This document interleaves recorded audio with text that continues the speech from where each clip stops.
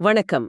புதிய விஷயங்களை தெரிஞ்சுக்கணும், வாழ்க்கைய இன்னும் கொஞ்சம் ஆழமா புரிஞ்சுக்கணும்னு தேடல் இருக்கிற நேரான உங்கள இந்த விரிவான உரையாடலுக்கு வரவேற்கிறதுல எனக்கு ரொம்பவே சந்தோஷம்.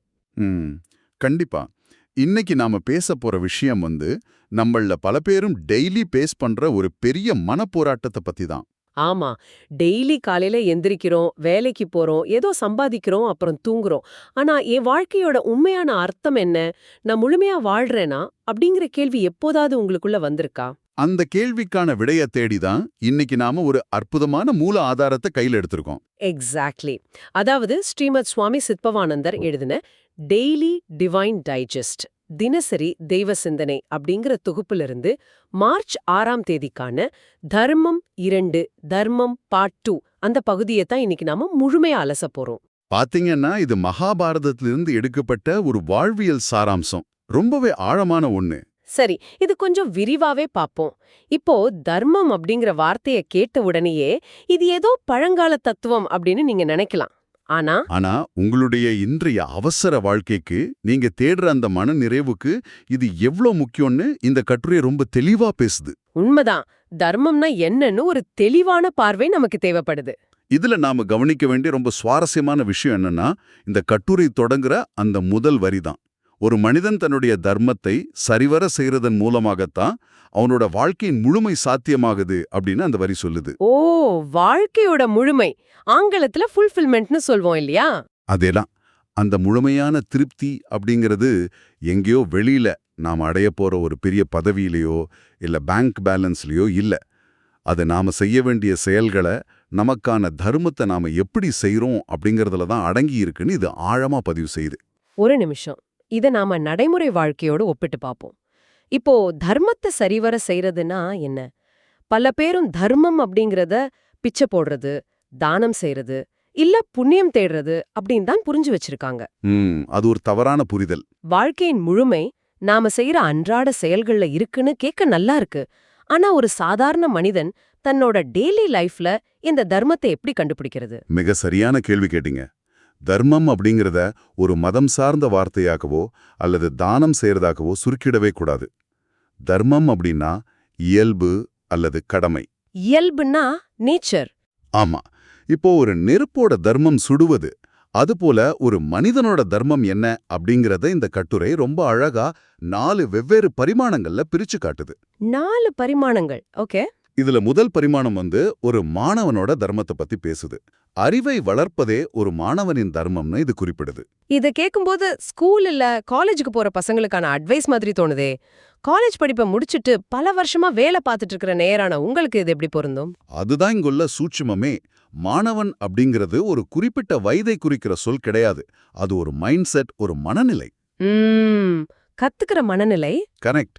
மனித மூளை எப்போதுமே புதிதா ஒன்ன கத்துக்க துடிக்கிற இயல்புடையது. இத உளவியல்ல நியூரோபிளாஸ்டிசிட்டின்னு சொல்லுவாங்க.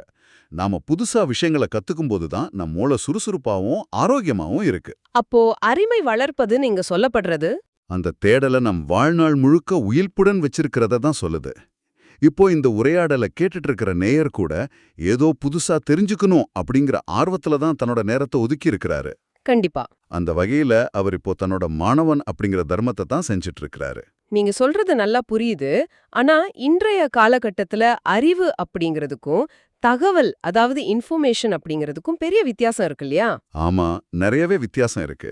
நாம தினமும் சோஷியல் மீடியாவுல மணிக்கணக்கா பல தகவல்களை பாக்குறோம், ஸ்க்ரோல் பண்றோம். அதுவும் அறிவை வளர்க்கறது தானா? அதுவும் மாணவனோட தர்மத்துல வருமா? நிச்சயமா வராது. தகவல்களை திரட்டுறதுக்கும் அறிவை வளர்க்கறதுக்கும் மிகப்பெரிய இடைவெளி இருக்கு. எப்படி சொல்றீங்க? சோஷியல் மீடியாவுல நாம செய்யறது வெறுமனே தகவல்களை நுகருவது, அதாவது இன்ஃபர்மேஷன் கன்சம்ஷன். ஆனா அறிவை வளர்ப்பது அப்படிங்கிறது ஒரு விஷயத்தோட ஆழத்துக்கு போறது, கேள்விகள் கேட்கறது, உண்மையை தேடுறது. சும்மா மேலோட்டமா பார்க்காம ஆழமா சிந்திக்கிறது. எக்ஸாக்ட்லி. அதனாலதான் கட்டுரையில அறிவை வளர்ப்பது அப்படிங்கிற வார்த்தை ரொம்ப கவனமா பயன்படுத்தப்பட்டிருக்கு. நேற்றைய உங்களை விட இன்றைய நீங்க உலகத்தை இன்னும் கொஞ்சம் தெளிவா புரிஞ்சு வச்சிருக்கிறீங்களா அப்படிங்கிறது தான் அளவுகோல். வாவ், ரொம்ப அருமையான விளக்கம். இந்த தொடர்ச்சியான கற்றல் இல்லையென்றால் ஒரு மனிதன் தேக்க நிலையை அடைஞ்சிருவான். உண்மைதான். சரி, இப்ப கத்துக்கிட்டாச்சு. அடுத்து என்ன? இதுக்கான விடையத்தான் கட்டுரையின் அடுத்த பகுதி சொல்லுது. ஆசிரியரின் தர்மம் என்பது அறிவை வழங்குவது. ஆமா, அறிவை வழங்குவது. இதுவும் முந்தைய பாயிண்ட் போலவே பள்ளிக்கூட ஆசிரியர்களுக்கானது மட்டும்தானான்னு ஒரு கேள்வி வருது. ஏன்னா எல்லாராலையும் டீச்சர் ஆகிட முடியாது இல்லையா? திரும்பவும் நாம வார்த்தைகளோட நேரடி அர்த்தத்தை தாண்டி யோசிக்கணும். அறிவை வழங்குவது அப்படிங்கிறது ஒரு சமூக பொறுப்பு. ஒரு சமூக பொறுப்பு. ஆமா, மனித குலம் இவ்வளவு தூரம் பரிணாம வளர்ச்சி அடைஞ்சிருக்க முக்கிய காரணமே ஒரு தலைமுறை தாங்கள் கத்துக்கிட்டத அடுத்த தலைமுறைக்கு கடத்துனதுதான். நாம கத்துக்கிட்டத அப்படியே அடுத்தவங்களுக்கு கொடுக்கறது. கரெக்ட். இப்போ நீங்க ஒரு கம்பெனில சீனியரா இருக்கலாம். உங்களுக்கு கீழே வேலைக்கு சேர்ற ஒரு ஜூனியருக்கு நீங்க வழிகாட்டும்போது நீங்க அங்க ஒரு ஆசிரியர். நீங்க உங்க குழந்தைக்கு வாழ்க்கையோட நெறிமுறைகளை சொல்லிக் கொடுக்கும்போது நீங்க அங்க ஒரு ஆசிரியர். ஓ, அப்படியானால் நம்ம கத்துக்கிட்டத நமக்குள்ள மட்டுமே வச்சுக்காம அத மத்தவங்களோட பகிரும்போதுதான் அந்த அழிவு முழுமையடையுதுன்னு சொல்றீங்க. ஆமா, அதுதான் உண்மையான ஆசிரியரோட தர்மம். இது கேட்க ரொம்ப எளிமையா இருந்தாலும் பிராக்டிக்கலா பார்த்தா கொஞ்சம் சவாலான விஷயம்தான். பல கார்ப்பரேட் கம்பெனிகள்ல நான் கத்துக்கிட்டத மத்தவங்களுக்கு சொல்லி கொடுத்தா என் வேலைக்கு ஆபத்து வந்துடுமோ அப்படிங்கிற ஒரு பாதுகாப்பற்ற உணர்வு, ஒரு இன்செக்யூரிட்டி பலருக்கும் இருக்கு. உண்மைதான். ஆனா அந்த பாதுகாப்பற்ற உணர்வு தான் தர்மத்துக்கு முரணானது. எப்படி? ஒரு உண்மையான ஆசிரியர் தன்னிடம் உள்ள அழிவு மத்தவங்களுக்கு கொடுப்பதன் மூலமா எதையும் இழக்கிறதில்ல. மாறாக அவரோட புரிதல் இன்னும் ஆழமாகுது. நாலேஜ் ஷேர் பண்ண அதிகமாகும்னு சொல்லுவாங்க. அதேதான். ஒரு சமூகம் ஆரோக்கியமா இருக்கணும்னா அங்க அறிவை பகிரும் இந்த ஆசிரியர் தர்மம் எந்த தடங்களும் இல்லாம நடக்கணும். இதை செய்ய தவறும்போது அந்த சமூகமே தனக்கான வழிகாட்டுதலை இழந்துடுது. ரொம்ப சரியா சொன்னீங்க. சரி, இப்போ கட்டுரை மிகவும் யதார்த்தமான ஒரு விஷயத்துக்கு வருது. இது பலருக்கும் நேரடியாகவே கனெக்ட் ஆகுற ஒரு பகுதி. ஒரு தொழிலாளியின் தர்மம் என்பது தனது முழு திறனையும் பயன்படுத்தி உழைப்பதே ஆகும். ஆமா, the dharmam of the workman is to toil to the best of his ability. இத நான் வாசிக்கும் போதே எனக்குள்ள சில கேள்விகள் வருது. இன்னைக்கு பலரும் அதீத வேலை பழுவாலையும் மன அழுத்தத்தாலையும் தவிச்சிட்டு இருக்காங்க. கிக் எக்கானமின்னு சொல்லப்படுற இன்றைய சூழல்ல மிஷின் மாதிரி மக்கள் உழைக்கிறாங்க. இப்படிப்பட்ட ஒரு சூழ்நிலையில உன் முழு திறனையும் கொடுத்து உழை அப்படின்னு சொல்றது அவங்கள மேலும் பிழிஞ்செடுக்கிற மாதிரி தோணலையா? இது ரொம்ப முக்கியமான கேள்வி. இதை நம்ம ரொம்ப கவனமா அணுகணும்.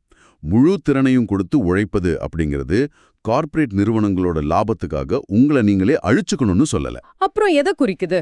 இந்த வரி ஒரு மனிதனின் அகநிலைய இன்டர்னல் ஸ்டேட்டை பத்தி பேசுது. ஒரு வேலையை நீங்க செய்யறீங்கன்னா அதை அறமனசோட ஏதோ கடமைக்கேன்னு செய்யும்போது என்ன நடக்கும்? சலிப்பு தட்டும், ஃப்ரஸ்ட்ரேஷன் வரும். எக்ஸாக்ட்லி. அது உங்களுக்கு மிகப்பெரிய சோர்வை தான் கொடுக்கும். ஆனா பிரபல உளவியலாளர் மிஹாய் சிக்ஸன்ட்மிஹாய் சொல்லும் ஃப்ளோ அப்படிங்கிற நிலையை நினைச்சு பாருங்க. Flow state. ஓகே. எந்த ஒரு வேலையையும் அதுல முழு ஈடுபாட்டோட உங்க மொத்த கவனத்தையும் செலுத்தி செய்யும்போது நீங்க அந்த செயலோட ஒன்றியிடுறீங்க. நேரமே போறது தெரியாது. அதாவது நம்ம செய்யற வேலை எதுவாக இருந்தாலும் அந்த ப்ராசஸ்லயே நாம ஒரு திருப்தியை கண்டுபிடிக்கணும்னு சொல்றீங்க. ஆமா. வெளிப்படையான பாராட்டுகளோ இல்ல பணமோ இல்லாம அந்த உழைப்பிலே ஒரு ஆன்மீக தன்மையை கண்டுபிடிக்கிறது. ஆனா இது எல்லா வேலைகளுக்கும் சாத்தியமா? ஒருத்தருக்கு தன்னோட வேலை பிடிக்கலனாலோ இல்ல ஒரு மோசமான பணிச்சூழல்ல அவர் இருந்தாலோ எப்படி தன் முழு திறனையும் கொடுக்க முடியும்? அந்த மாதிரியான சூழல்ல உங்க முழு திறனையும் கொடுப்பது அப்படிங்கிறது உங்களின் தனிப்பட்ட தரத்தை, பர்சனல் ஸ்டாண்டர்டை விட்டு கொடுக்காம இருக்கிறத சுட்டி காட்டுது. ஓ, மத்தவங்களுக்காக இல்லாம நமக்காக வேலை செய்யறது. கரெக்ட். வெளி சூழ்நிலைகள் எப்படி இருந்தாலும் நான் செய்யற வேலைய நேர்மையா என் மனசாட்சிக்கு படும்படி ரொம்ப சிறப்பா செஞ்சேன் அப்படிங்கிற அந்த ஆத்ம திருப்தி இருக்கே, அதுதான் உங்களை காப்பாத்துறோம். ரொம்ப ஆழமான பாயிண்ட் இது. அது உங்க வேலையை ஒரு கடமை அப்படிங்கிற நிலையிலிருந்து உயர்த்தி ஒரு தியானமாகவே மாற்றிடும். அதுதான் ஒரு தொழிலாளியோட உண்மையான தர்மம். வேலையோட முடிவு என்னவா இருந்தாலும் அதற்கான உங்க அர்ப்பணிப்பு 100% இருக்கணும். இது ஒரு மிகப்பெரிய மைண்ட் செட் ஷிஃப்ட்னு தான் சொல்லணும். வேலையை நாம எப்படி பாக்குறோம் அப்படிங்கறதே இது மாற்றிடுது. சரி, அடுத்ததா மனிதனின் தர்மம் அப்படிங்கிற ஒரு பரந்த கருத்துக்கு இந்த கட்டுரை வருது. ஆமா, மனிதனின் தர்மம். பொது நலனுக்காக தன்னால் இயன்றதை செய்வதே மனிதனின் தர்மம் அப்படின்னு வருது. இதுவரை நாம பார்த்த 3 தர்மங்களும் தனிநபர் சார்ந்தவை: மாணவன், ஆசிரியர், தொழிலாளி. ஆனா இங்கே மனிதன் அப்படிங்கிறவன் ஒரு சமூகத்தின் அங்கமா பார்க்கப்படுறான். இன்னைக்கு எல்லாமே தனிநபர் சார்ந்து இயங்கிட்டு இருக்கிற ஒரு காலகட்டத்துல பொது நலன் அப்படிங்கிற வார்த்தை கொஞ்சம் அந்நியமா தெரியலையா? சரியா சொன்னீங்க. இன்னைக்கு நாம எல்லாருமே தனித்தனி தீவுகளா வாழ்ந்துட்டு இருக்கோம். எனக்கு என்ன கிடைக்கும் அப்படிங்கிற சிந்தனை தான் பிரதானமா இருக்கு. கண்டிப்பா. ஆனா மனித குலத்தோட வரலாறு என்ன சொல்லுது? நாம் எல்லாரும் ஒன்றிணைந்து செயல்பட்டதால தான் இத்தனை சவால்களையும் தாண்டி வந்திருக்கோம். ஆமா, கம்யூனிட்டியா இருந்ததுனால தான் சவைவானோம். அதேதான். பொது நலனுக்காக தன்னால் இயன்றதை செய்வது அப்படிங்கிறது உங்க அன்றாட வாழ்க்கையை தாண்டி உங்களை சுற்றியுள்ள சமூகத்தின் நலனிலும் உங்களுக்கு பங்கு இருக்கு அப்படிங்கறது நினைவூட்டுது. இதை நம்ம எப்படி நடைமுறைப்படுத்துறது? எல்லோரும் சமூக சேவகர்களா மாறணும்னு இது சொல்ல வருதா? அப்படி இல்ல. உங்க அன்றாட செயல்களே எப்படி மத்தவங்களுக்கு பயனுள்ளதா அமையும்னு சிந்திக்கிறது தான் அது. ஒரு உதாரணம் சொல்ல முடியுமா?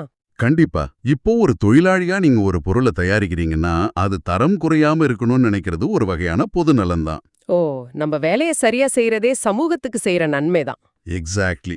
உங்களோட ஒவ்வொரு செயலும் உங்களை சுற்றியுள்ள சமூக அமைப்புல ஒரு சிறு அதிர்வையாவது ஏற்படுத்துது அப்படிங்கறத உணர்ந்து பொறுப்புடன் செயல்படுவதே மனிதனின் தர்மம். தனி மனிதனோட வளர்ச்சியும் சமூகத்தோட வளர்ச்சியும் பிரிக்க முடியாதவேன்னு இது ஆழமா உணர்த்துது.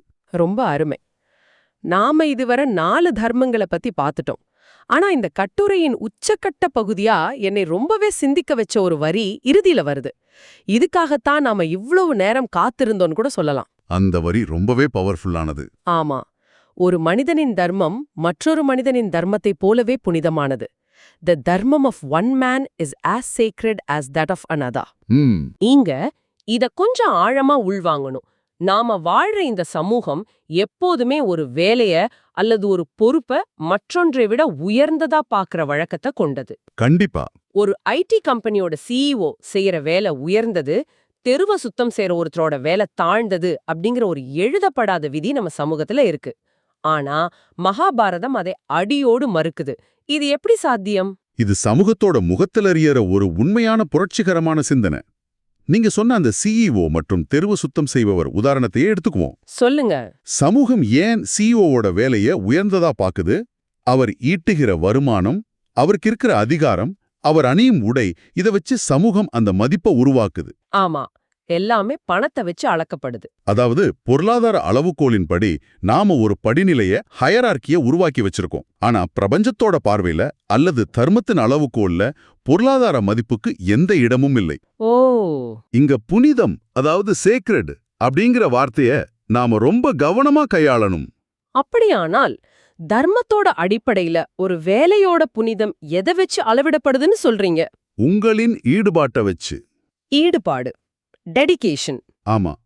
ஒரு மருத்துவர் 100% அர்ப்பணிப்போட ஒரு நோயாளிய காப்பாத்துறது எவ்ளோ புனிதமானதோ அதே அளவு புனிதமானது ஒரு தூய்மை பணியாளர் தன்னோட வேலைய முழு ஈடுபாட்டோட செய்யறது. 2 பேருனே தங்களோட தர்மத்தை செய்யறாங்க. எந்த தர்மமும் இன்னொன்ன விட உயர்ந்ததும் இல்ல தாழ்ந்ததும் இல்ல. இத ஒரு உடலோட ஒப்பிட்டு பாருங்க. இதயம் செய்யறது உயர்ந்த வேலை, சிறுநீரகம் செய்யறது தாழ்ந்த வேலைன்னு சொல்ல முடியுமா? கண்டிப்பா முடியாது. ரெண்டுமே சீரா இயங்குனாதான் உடல் ஆரோக்கியமா இருக்கும். அதே போலதான் சமூகமும். சமூக அந்தஸ்து, கிடைக்கும் ஊதியம் இதோட அடிப்படையில மனிதர்களை பிரிச்சு பார்க்கறது மனிதர்களோட அறியாமை. ஆனா தர்மத்தின் அடிப்படையில அனைவரும் எல்லா கடமைகளும் சமமே. இது கேட்கும்போது நேயரான உங்களுக்கு மிகப்பெரிய மன நிம்மதி கிடைக்கும்னு நம்புறேன். சமூகத்தோட அழுத்தத்தாலும் மத்தவங்களோட ஒப்பீட்டாலும் பல நேரங்கள்ல நான் ஒரு சாதாரண வேலை தானே செய்யறேன் அப்படின்னா உங்களை நீங்களே தாழ்த்தி நினைச்சிருக்கலாம். அப்படி நினைக்க வேண்டிய அவசியமே இல்ல. ஆமா, நீங்க உங்க வேலைய உங்களோட முழு திறமையுடன் நேர்மையா செஞ்சா நீங்க உலகத்திலேயே மிக உயர்ந்த ஒரு புனிதமான செயலை செஞ்சுட்டு இருக்கீங்க அப்படிங்கிறது தான் இதோட ஆழமான அர்த்தம். எந்த ஒரு பட்டமோ பதவியோ உங்க புனிதத்தை தீர்மானிக்கிறது இல்ல, உங்க அர்ப்பணிப்பு மட்டுமே அதை தீர்மானிக்குது. ரொம்ப சரியா புரிஞ்சுக்கிட்டீங்க. இந்த ஒரு சிந்தனை மட்டும் நம்ம சமூகத்துல ஆழமா வேறு உண்டிடுச்சுன்னா இங்க ஏற்றத்தாழ்வுகள் பெருமளவு குறைஞ்சிடும். உண்மைதான். மனிதர்கள் ஒருவரை ஒருவர் பரஸ்பரம் மதிக்கிற தன்மை உருவாகும். ஒருவருக்கொருவர் சார்ந்திருக்கோம் அப்படிங்கிற உண்மையான புரிதல் ஏற்படும். ஒருத்தரோட உழைப்ப கேவலமா பாக்குற மனநிலை அடியோடு அழிஞ்சிரும். உண்மையிலேயே சுவாமி சித்பவானந்தர் அவங்களோட டெய்லி டிவைன் டைஜஸ்ட் நூல்ல உள்ள இந்த சிறிய பகுதி எவ்ளோ பெரிய பிரபஞ்ச உண்மையை நம்ம கண்முன் நிறுத்திருக்கு. ஆமா, அது ஒரு அற்புதமான புத்தகம். தொடக்கத்துல நாம பேசின அந்த வாழ்க்கையோட முழுமை எங்கே இருக்கு அப்படிங்கிற கேள்விக்கு இப்போ உங்களுக்கு விடை கிடைச்சிருக்குன்னே நம்புறேன். தர்மம் அப்படிங்கிறது ஏதோ நம்ம நேரம் கிடைக்கும்போது படிக்கிற தத்துவம் கிடையாது. அது நாம ஒவ்வொரு கணமும் வாழும் முறை. எக்ஸாக்ட்லி, அது ஒரு வே ஆஃப் லைஃப்.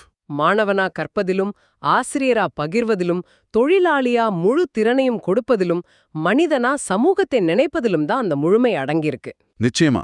இந்த 4 தர்மங்களுமே ஒரு மனிதனோட வாழ்நாள்ல ஏதோ ஒரு கட்டத்துல அல்லது ஒவ்வொரு நாளுமே மாறி மாறி வரக்கூடியவைதான். இதை நாம அன்றாடம் உணர்ந்து செயல்படும்போது வாழ்க்கையில ஒரு தெளிவும் மன அமைதியும் தானாகவே வந்துடும். சரி, நாம இந்த விரிவான உரையாடலோட இறுதி பகுதிக்கு வந்துட்டோம். விடை பெறுவதற்கு முன் நேயரான உங்களை சிந்திக்க வைக்கிற ஒரு கேள்வியை முன்வைக்க விரும்புறோம். சொல்லுங்க. இதுவரை நாம பார்த்தபடி எல்லா தர்மங்களும் சமமான புனிதத்தன்மை கொண்டவை, அத முழு ஈடுபாட்டோட செய்யணும்னு புரிஞ்சுக்கிட்டோம். ஆனா நிஜ வாழ்க்கை அப்படிங்கிறது எப்போதுமே இவ்வளவு நேர்கோட்ல பயணிக்கிறது கிடையாது, இல்லையா? ஆமா, பிராக்டிக்கலா நிறைய சிக்கல்கள் இருக்கு. நாம ஒரே நேரத்துல பல பாத்திரங்களை வகிக்கிறோம். உதாரணமா, வெள்ளிக்கிழமை இரவு 8 மணி நீங்க உங்க ஆபீஸ் வேலையை முடிக்கணும், அது உங்களின் தொழிலாளிக்கான தர்மம். ம். அதே நேரத்துல உங்க குழந்தை உங்ககிட்ட ஒரு விஷயத்த கத்துக்க ஆர்வமா காத்துட்டு இருக்கு, அது உங்களின் ஆசிரியருக்கான அல்லது பெற்றோருக்கான தர்மம். ரெண்டுமே புனிதமானதுதான். ஆமா, ஆனா இந்த 2 தர்மங்களும் ஒண்ணுக்கு ஒண்ணு இப்படி நேருக்கு நேர் முரண்பட்டால் அந்த நேரத்துல எதற்கு முன்னுரிமை அளிக்கிறது? 2ல ஒன்ன தேர்ந்தெடுக்கும் போது மற்றொன்றை நாம மீறுகிறோம் அப்படிங்கிற குற்ற உணர்ச்சியை எப்படி கையாளுவது? ரொம்ப ஆழமான ஒரு கேள்வி இது. அந்த புனிதமான சமநிலைய உங்க வாழ்க்கையில நீங்க எப்படி நிர்வகிக்க போறீங்க? இந்த கேள்விக்கான விடை எந்த புத்தகத்திலயும் நேரடியா இல்ல. அது உங்க ஒவ்வொருத்தரோட தனிப்பட்ட சூழ்நிலையிலயும் உங்க ஆழமான புரிதல்லையும் தான் மறைஞ்சிருக்கு. கண்டிப்பா இத பத்தி ஒவ்வொருத்தரும் சிந்திக்கணும். இத பத்தி தொடர்ந்து சிந்தியுங்கள். உங்களோட தர்மம் என்ன அப்படிங்கறத கண்டுபிடிங்க. மீண்டும் ஒரு சுவாரஸ்யமான ஆழமான உரையாடலில் உங்களை சந்திக்கும் வரை தொடர்ந்து கற்றுக்கொண்டே இருங்கள், சிறப்பாய் செயல்படுங்கள்.